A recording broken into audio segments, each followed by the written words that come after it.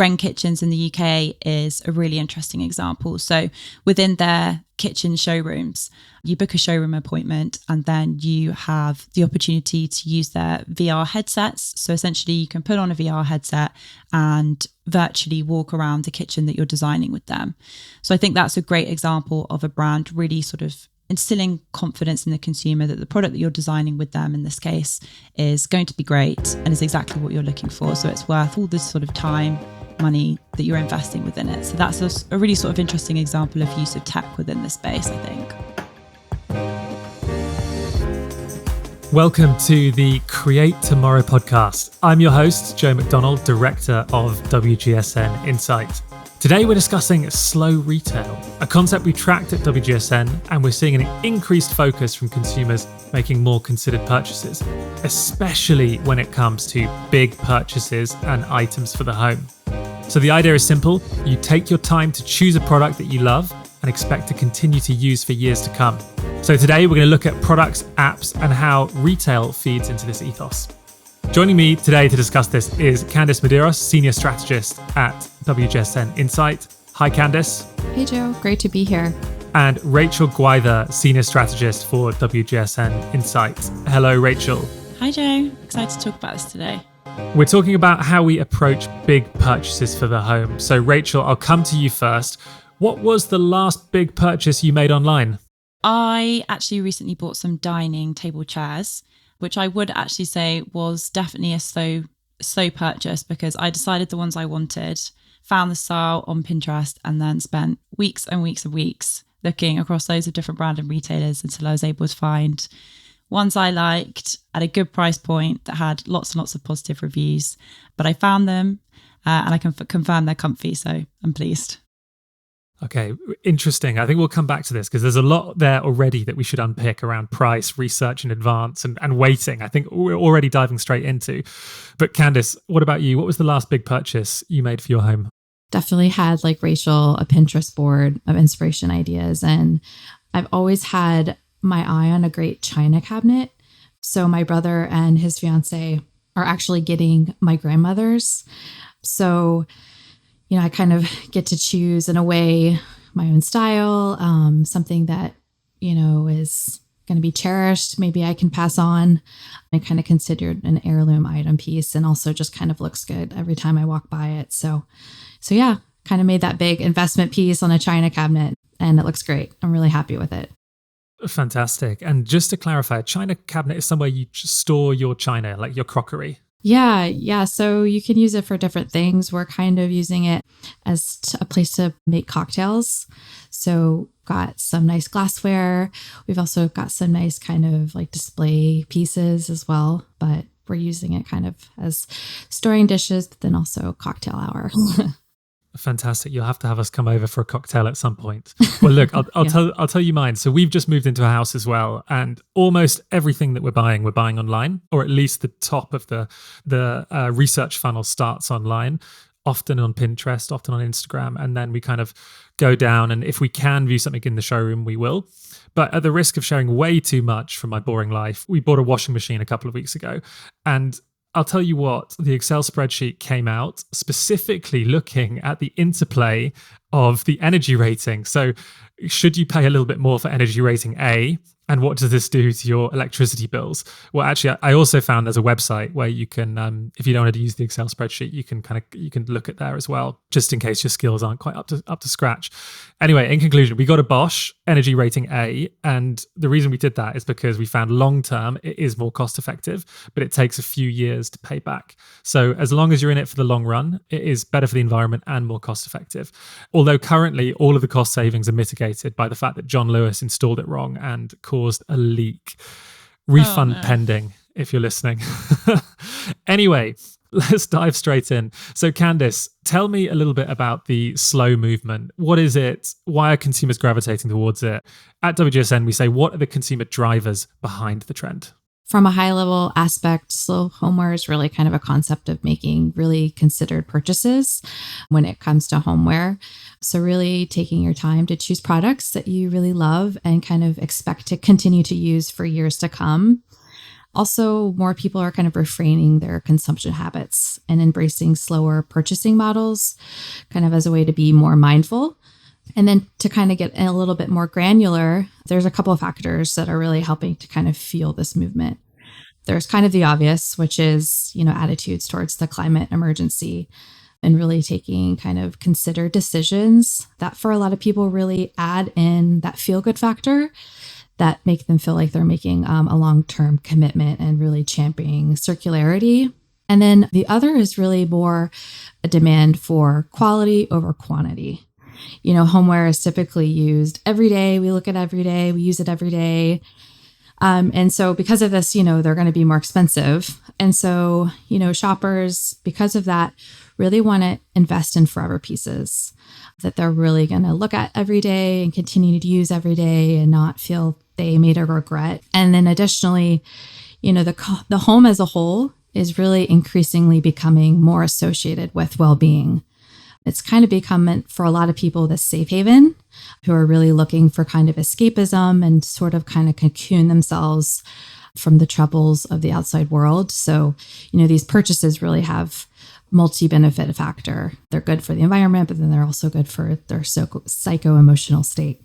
Yeah, absolutely. And I saw some stats the other day that were saying that continually surveys across, particularly the States, but also across a lot of Europe as well, you ask consumers what their top priority is, especially from a voting perspective. And almost everyone, time and time again, says it's the cost of living crisis, it's inflation, it's the fact that money isn't going as far. So making a considered purchase, making a considered choice is just becoming more and more important to consumers. Super interesting. So Rachel, why do you think the home aligns so well with this space? What is it about the home which adapts to slow retail and online retail so well? One of the key reasons that the home category is so well suited to these more sort of longer term purchases is because homeware products are often more expensive, they're used for longer, it's more of this sort of long-term mindset.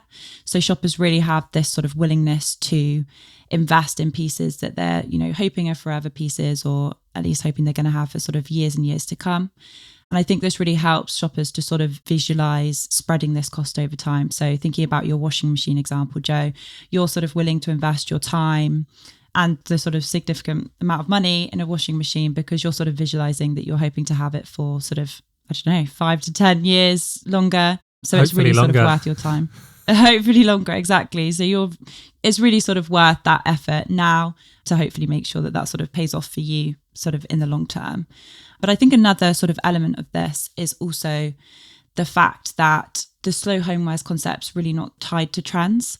So this really sort of gives room for people to lean into their sort of individual tastes when they're sort of creating home and this environment for themselves where they sort of feel safe and calm, and they're sort of considering and looking to buy products that their future self will love as well. So they're less likely to get tired of it in the next couple of sort of weeks or months, and they won't sort of arrive at this feeling that the products surrounding them in their home are dated or off trend. It's so funny, isn't it? Because this isn't so much of a new concept. This is definitely a little bit of a counteraction to the permanent trend cycle and just the speed at which consumption's happening. Buying with a long-term eye in mind, is hardly revolutionary, right? It's been around almost as long as consumerism has. So it's interesting that it's becoming popular again, particularly with younger consumers. I think it's absolutely what you're saying there. It's this mix at the same time between consumers having more of a sort of a focus on the environment and then of the real impact of these products at the same time as the sort of cost of living crisis. People are really aware of what they're spending, so they're trying to reduce waste where they can.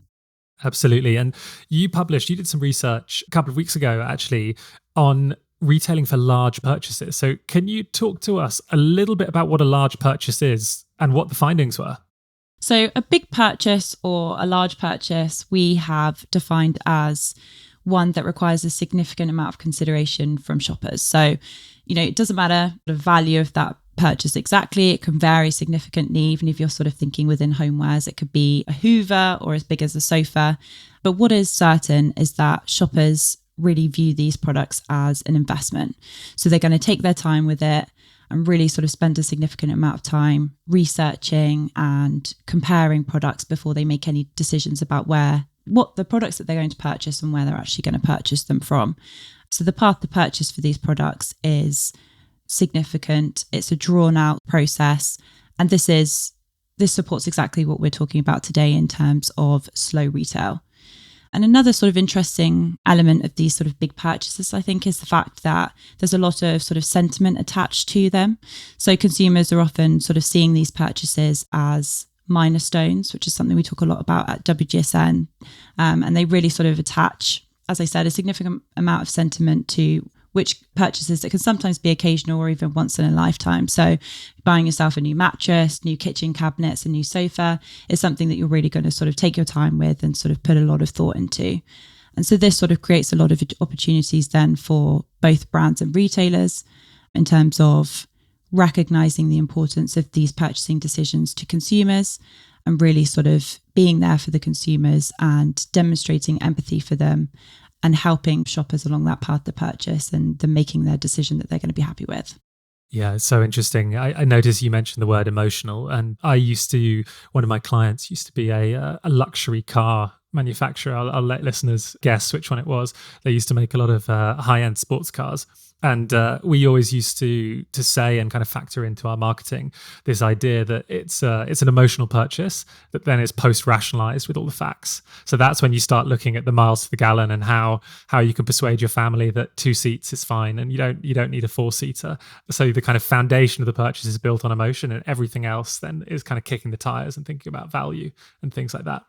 But segueing onto brands, is there anyone who's doing it particularly well? Are there any people standing out who are doing this? Mattress brand Emma, they are great at giving shoppers a lot of sort of confidence in the quality of their product. And I think a great way that the brand communicates that is through the fact that they have a 200-night risk-free trial. So you can buy their mattresses, sleep on it for 200 nights. And if you, within that time, decide you don't want it, you can return it for free. And they also have a 10-year guarantee. So essentially, that's the brand communicating to shoppers that they are sure that you're going to love the product, essentially, which I think is really sort of strong there. But continuing with this sort of train of thought, so other sort of brands that stand out to me in terms of sort of really communicating the sort of importance of the big purchase, Wren Kitchens in the UK is a really interesting example. So within their kitchen showrooms, you book a showroom appointment and then you have the opportunity to use their VR headsets. So essentially you can put on a VR headset and virtually walk around the kitchen that you're designing with them. So I think that's a great example of a brand really sort of instilling confidence in the consumer that the product that you're designing with them in this case is going to be great and is exactly what you're looking for. So it's worth all this sort of time, money that you're investing within it. So that's a really sort of interesting example of use of tech within this space, I think. Yeah, and I'd actually throw one more onto the list as well, which is Tilko, the Polish brand, furniture brand. It's flat pack, but everything is totally customizable. So you can decide how big your desk is, how tall it is, whether you want drawers or things that fold out. And they do a whole different ranges of things. And you build it on the site, and then again you can look at it in 3D. You can change all the colors, you can have different colored drawers, etc. And similarly to Emma, the mattress brand, they offer kind of risk-free returns as well. So if you haven't quite measured correctly, it's not a problem, you can return it. And there's also that interoperability element as well, a little bit like USM Hala, you can swap over different parts. And Candice, moving over to you specifically, I wanted to talk about the interplay of sustainability here. So to what extent is slow, considered purchases being driven by the sustainability movement versus the need for cost saving and the priority that consumers have to save money at the moment? Is it one or the other, or is it an interplay? Really interesting question. I'll start by saying definitely an interplay, but also, it's a little bit more complicated. So I think previously slow consumption and kind of eco-consciousness were kind of sort of singular ideologies. And that was really kind of to adopt more sustainable habits in order to help the planet.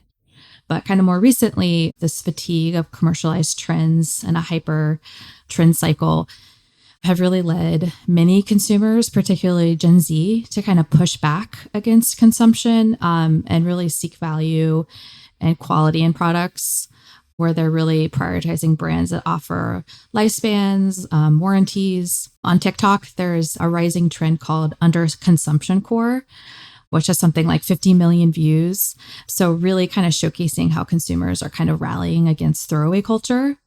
And then the other part is kind of this growing number of cash conscious customers that are really eager to kind of embrace creative ways to cut costs.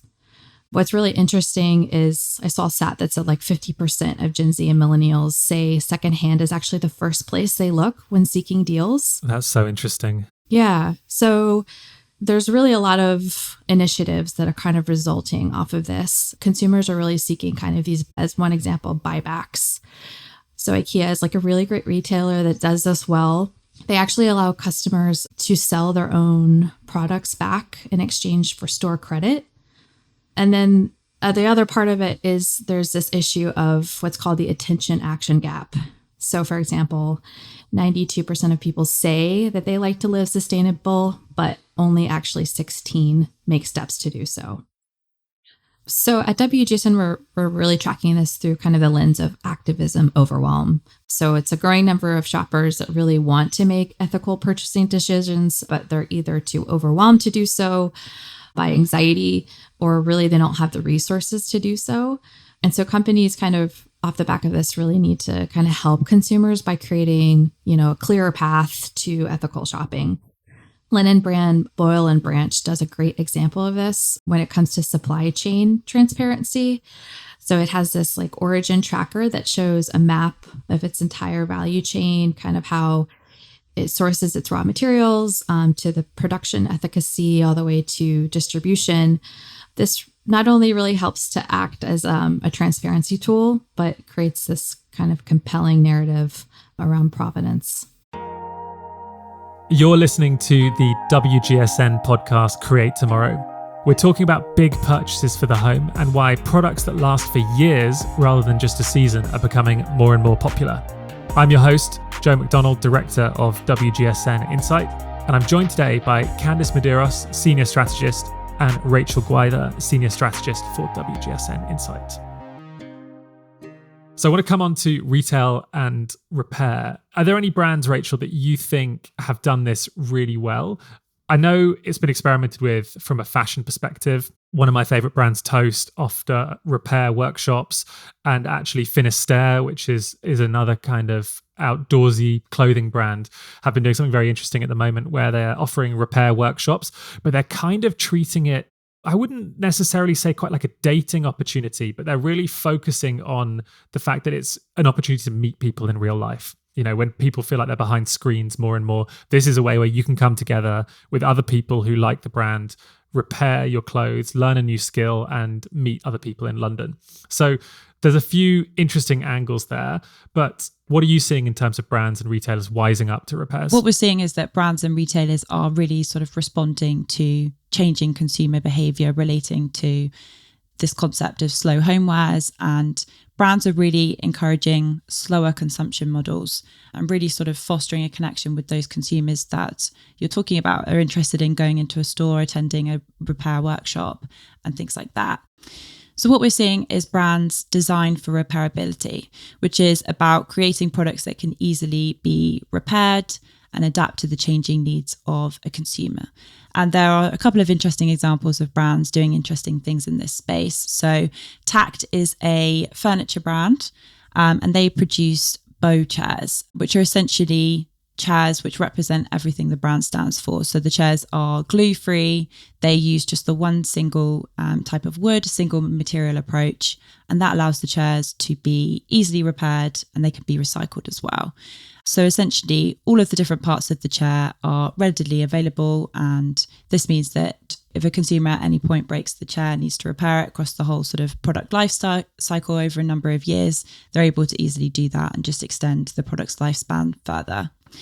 Another sort of great brand example in the repair space is Soma. So this is a UK company that create modular adaptable kitchen cabinets.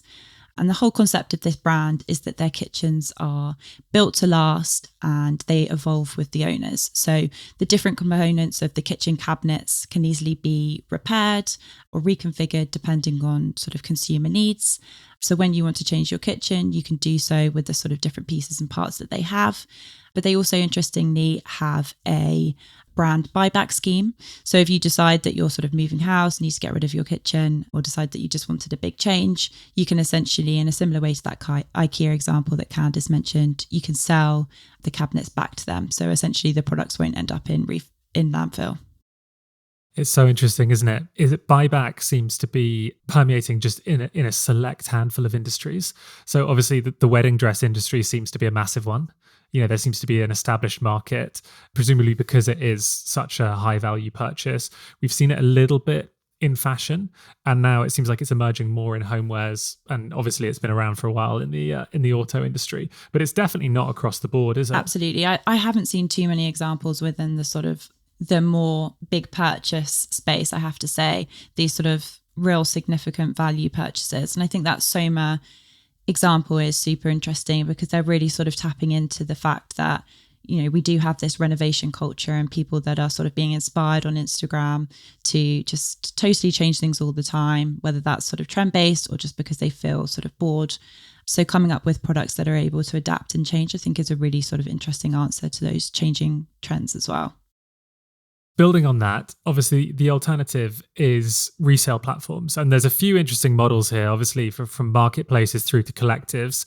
Probably at the more chaotic end, I'm going to say, is full-on peer-to-peer marketplaces like Facebook Marketplace or Gumtree versus the slightly more curated Pomono, Vinteria. In general, how important are resale platforms and how are they impacting how we're spending our money, Candice? So the resale sector outpaced the overall growth of the retail sector 7 times last year.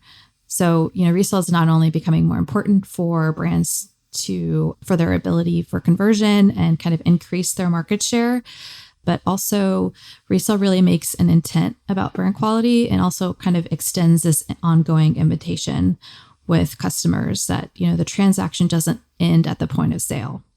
So, however, with all of this growth, obviously comes increased competition, right? So, retailers will really kind of need to find better ways to connect to their customers that are really more authentic. And one emerging area is community-based retail. And we talk a lot about this at WGSN, but kind of these community platforms, or even in the physical environment, kind of store spaces, are really not quite about the transactional. It's really about creating deeper engagement with customers that actually proves to hold a lot of loyalty in the long term. So you talked about peer-to-peer platforms. In the fashion sector, that's doing really well. Obviously, brands like Lone Hood and Vinted. And I do think that there's a lot of opportunity for interior and home brands to kind of take lessons learned and kind of apply these concepts to their own brand. There's a stat that says like 45% of people are interested in peer-to-peer resale versus just a brand's own website. So really, like, what this says is customers really trust and care about each other within their own particular community. And these are really truly niche communities. And Rehome is a great example of a brand that does this in homewares, and they're a peer-to-peer resale channel. But I also think that there's a lot of white space opportunity for interior brands. If you think about children's bedrooms, for example, these products typically have a really short life cycle. Children obviously grow quickly. And so, what happens to these products for consumers that are constantly repurchasing big ticket items. So there's really a lot of white space for, a platform for these secondhand family networks of families to kind of reuse products. Exactly. And one of the strategies that we talk about in Future of Retail from this year is around making it easy for consumers. So at a very basic level, just having all of the details about an item, garment, or a piece of furniture, doesn't really matter what it is. But how often have you tried when you're trying to resell something and you don't know what kind of wood it is and you don't know if you can use oil on it or, if it's detachable, and actually having a way of carrying that through and making it easy for consumers to add the details for a garment on Depop with the exact sizing and measurements, either storing it on their email or kind of logging it in the app, makes resale so much easier for customers. Obviously, at the super exciting end of the spectrum, in the Slow Homewares forecast, we talk about combining physical showrooms with tools like AR and VR. And Rachel alluded to this earlier with her example from Wren Kitchens. Just last week, Mark Zuckerberg and Meta have come out with the Orion glasses. I don't know if you've both seen these, but they're a kind of AR glasses that are the closest things we've seen so far to looking like normal glasses. They're still very clunky. You still look a little bit like Milhouse from The Simpsons, but crucially, they're about a tenth of the price of the Apple Vision Pro. So it definitely seems like Facebook or Meta are betting big on AR and VR. So Candice, what do you think? How should brands action this in the future? Do you think there's a market here? Definitely. I do think there's a market here, but I think that it's not going to work for every brand. I think ultimately customers do, for these big purchases, want to go into a store and touch and feel a product. But tech has a great role in aiding kind of like the returns dilemma that a lot of retailers face. Visualization is a big way to eliminate that issue. And it's obviously really important for the home. Customers really want to visualize what an item looks like in their space. Does this couch even fit in my living room? I had an issue with that where I purchased a couch and it actually didn't fit in my living room. So, that was unfortunate. So really kind of combining services and going the extra mile, whether it's online, providing VR tools to kind of support the customers to make the right decision and kind of help to stem the flow of impulse purchases. There's another stat and full of stats today that 64% of customers say that they would be less likely to return a product if they could visualize it in AR before making the purchase. So customers obviously really want this technology, but it's really about, I don't think, one or the other. It's having the right combination of both and seeing where it fits well within your business. I do think that spatial computing and AI tools have a lot of exciting potential growth, and they can really help ultimately with personalization and really kind of helping the unique needs of customers find and understand, what they need and supporting in that. And in your research around retailing for large purchases, Rachel, what's your perspective? Are we ever going to move fully to an AR virtual world? What's the relationship between the physical store versus online purchases for this category? Yes and no. We've definitely been seeing this shift from sort of stores to online. And while a significant amount of the research for big purchases is definitely taking place online, people are definitely still valuing the sort of physical stores and within the homewares category in particular, showrooms, to actually get sort of up close and personal with these products. And it's not just sort of the value of being able to see and feel the products in store. I think it's also the sort of personal element of being able to speak to associates in the stores. So people working in stores are experts in terms of these products, how they can be used, and sort of are ready to answer any questions that people have, which is great for sort of reassuring a potentially nervous shopper that's about to make a big sort of investment, and really reassuring them that their purchase, that this is the right item for them. And there's an interesting survey that EY have recently carried out. They found that 68% of global consumers are seeking expert advice on high value purchases. So that backs up exactly what we're saying here in terms of, as much as you're going to use these sort of AR, VR tools to sort of aid your researching process, you actually really do value being able to see the products and speak to people to get that sort of final bit of information and confirm whether a purchase is for you. Totally. And from a brand perspective, making sure the people on the shop floor know what they're talking about and feel confident. The last thing you want to do is when you're done a load of research for a big purchase and you get there and you feel like you know more than the person working. I think the other thing on this as well is, if you look at the luxury sector, increasingly face-to-face interactions are becoming more and more of a luxury. And actually, for big purchases, these can be de facto classified as luxury purchases for many people. There's considerable investment, there's considerable time, considerable planning. I think they should be treated as a luxury purchase, luxury relationship between the brand and the consumer. So perhaps adopting a few of those techniques also will help build customer bonds. Absolutely. And I think the key sort of takeaway for brands here should be not to prioritize one or the other. It's important to be thinking about the sort of omni-channel path to purchase within the homeware category, or sort of any big purchases category really, and making sure you've got the strong online presence, strong content on social channels for people doing that initial research, but then also an engaging, interactive store full of associates that are expert in their field and immersive experiences or sort of workshops relating to repair and things like that to really then sort of convert that final purchase. And final question for you both. We've all relatively recently moved houses. So what's next on the list for big purchases and where will you be buying it? In store or online? So Candice, over to you. So appliances. Appliances are on the list. I would like a new refrigerator. Our refrigerator probably is from the 80s. I'm not going to lie. So it's not only not really aesthetically pleasing, but energy wise, it's not effective. So definitely going to be looking in store, trying and feeling products and getting a gauge of the space of, how big is a fridge. I'm also kind of picky. I want certain features. I don't want like a 2-door refrigerator. I want a single door that opens. That's my next purchase. And Rachel?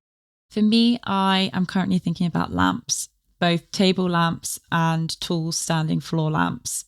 I have been adding pins to my Pinterest board, looking across a couple of different retailers, but I'm realizing that actually lampshades look very different when the light is on and off. So I think I'm going to be going into a couple of stores as well to see what the shade actually looks like when the light's on. So I've got my eye on a Swedish flat weave, which is stylish and cost saving. So the perfect combination. But unrehearsed, if you look at our 3 answers, we basically summed up the podcast today. So in-store sampling, lots of research in advance, and a focus on cost saving in the environment. So there we have it. Thank you to my guest, Candice Medeiros, Senior Strategist on WGSN Insight, and Rachel Gwyther, Senior Strategist on Insight. If you're a WGSN subscriber, look out for more retail forecasts available at WGSN.com. And if you're not a subscriber, please come and discover our services. We're constantly publishing new content focused on how we can design a brighter, better future for our industries, including food and drink, beauty, consumer tech, plus sports and outdoor. In the meantime, you can catch the CEO of WGSN, Carla Buzasi, next week on our other podcast, Lives of Tomorrow, where she'll be joined by Liam Mayer, author and global creative director of Echo. I'm your host, Joe McDonell, director of WGSN Insight, so be sure to follow and subscribe to this podcast.